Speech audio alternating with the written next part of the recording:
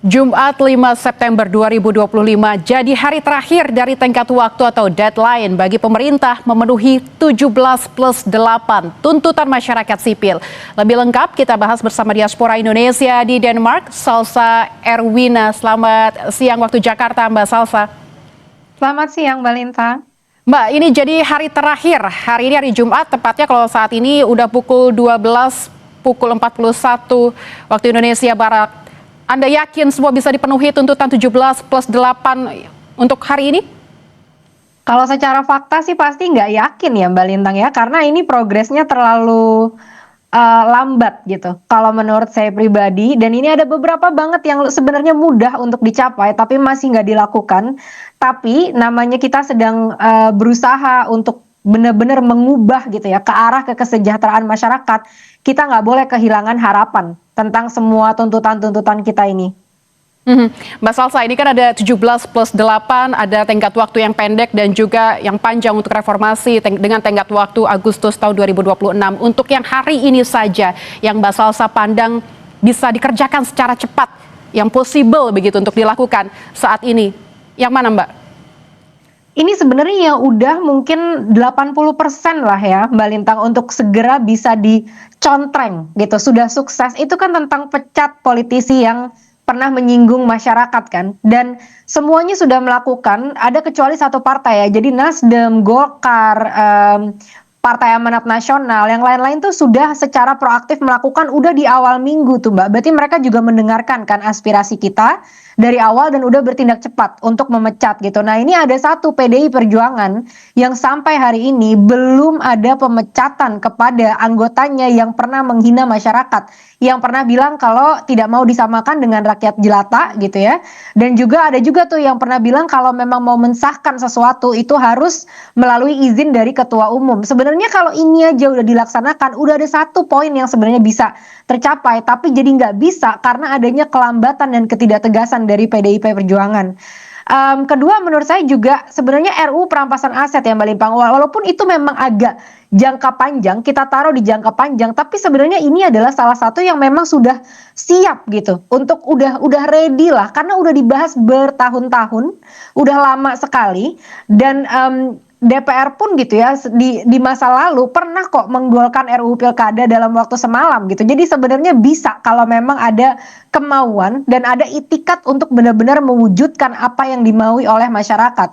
Ketiga juga tentang bebaskan demonstran ya. Itu kemarin juga saya lihat di ada pada saat audiensi dengan mahasiswa itu juga jadi salah satu tuntutan dari teman-teman mahasiswa yang bahkan berkata telepon Polri sekarang. Jadi ada tiga lah yang at least bisa dilakukan dengan sangat cepat kalau memang ada itikat dan memang ada niat untuk benar-benar melakukan. Sampai saat ini saya rasa semuanya masih gesture ya. Oke, kita akan membuang tunjangan, oke kita akan mereformasi DPR dipimpin oleh Ibu Puan Maharani yang bahkan tidak memecat anggota partainya yang sudah menyakiti hati rakyat dan membuat segala kerusuhan ini terjadi. Salah satunya kan juga dari perbuatan mereka-mereka itu sebenarnya.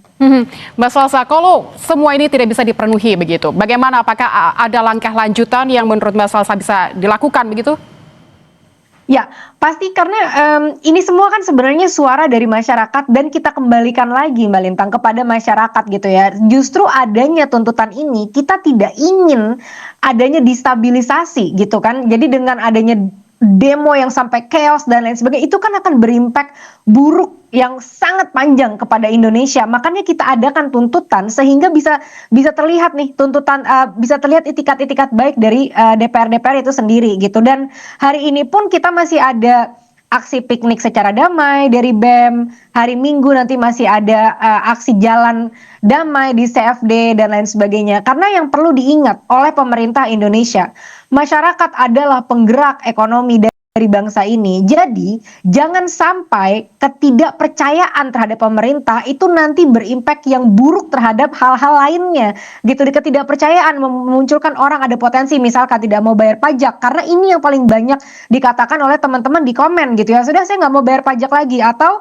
adanya golput, mereka mulai udah saya nggak akan pernah milih lagi. Nah ini akan berimpact sangat buruk ke depannya gitu untuk bangsa Indonesia. Jadi ya memang kita butuh kerjasamanya, Mbak Lintang. Dan saat ini kan semua tuntutan udah disampaikan, bolanya itu sudah ada di DPR dan segala kementerian dan segala pemerintah yang ada di Indonesia. Bolanya sudah ada di mereka. Jadi seberapa cepat mereka mau bertindak.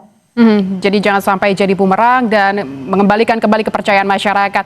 Mbak Salsa, bagaimana pergerakan diaspora di luar negeri? Kita tahu kemarin ada beberapa aksi unjuk rasa juga di beberapa negara di ibu kota negara lainnya seperti di New York, Berlin, dan juga Melbourne. Di tempat Anda sekarang di Denmark seperti apa dan apa yang Anda ketahui? Ya, kita juga sedang mempersiapkan ya Mbak untuk melakukan aksi gitu di Denmark, tapi kita juga masih menunggu nih perizinan dan koordinasi karena di sini itu kan segala sesuatunya lumayan ketat ya. Jadi kita tinggal nunggu aja, jangan sampai kita mau turun ke jalan malah nanti melanggar hukum gitu di sini gitu. Tapi ya itu sudah dalam agenda dan akan terjadi dalam waktu yang singkat. Mbak Salsa, adakah informasi dari teman-teman di Jakarta dan di Indonesia tentang pergerakan aksi untuk menuntut 17+8 yang kemarin sudah diberikan secara formal begitu, secara resmi kepada kawan-kawan influencer. Hari ini apakah akan ada aksi? Ya, hari ini nanti siang dan sore ada aksi piknik damai dari BEM. Nanti hari Minggu ada di Car Free Day juga di Jakarta dan juga pasti ini masih berlangsung terus kok di segala wilayah di Indonesia karena mungkin satu hal yang ingin aku tekankan ya Mbak Lintang, ada yang berbeda dari aksi ini. Saat ini masyarakat memang benar-benar sudah muak sekali dan juga saya lihat adanya persatuan gitu Mbak. Jadi dari berbagai macam badan-badan di masyarakat, dari berbagai macam kalangan di masyarakat, kita mulai menyuarakan hal yang sama, menuntut hal yang sama dan saya pun setiap saya posting di Instagram gitu ya, itu selalu komennya itu tentang udah sampai mana nih RUU perampasan aset gitu. Jadi masyarakat ini benar-benar sangat-sangat memonitor dan menyaksikan apa yang dilakukan pemerintah gitu. Mbak Salsa, 5 September ini akan menjadi deadline begitu. Mungkin pemerintah dan DPR sedang menyaksikan. Apa pesan-pesan Anda yang ingin disampaikan? Singkat saja, Mbak. Segera kerja karyawan, bos-bos ini sudah sangat murka ya, sudah diberikan waktu yang cukup lama untuk bertindak. Kita tidak mau ada lagi yang normatif-normatif dan tolong untuk karyawan-karyawan di DPR ini itu harus segera diminta pertanggungjawaban. Partai yang masih kekeh tidak mau memecat karyawan yang sudah menyakiti hati rakyat. Dan untuk partai tersebut, elektabilitas kalian sedang dipertaruhkan di tahun 2029. Baik, terima kasih Mbak Salsa Erwina. Semoga ini menjadi catatan terhadap pemerintah dan juga DPR. Semua mata tertuju pada pemerintah dan DPR. Semoga tepat ada solusi dan jawaban tidak lanjut dari tuntutan masyarakat. Terima kasih Mbak Salsa Erwina, Diaspora Indonesia di Denmark. Sehat selalu.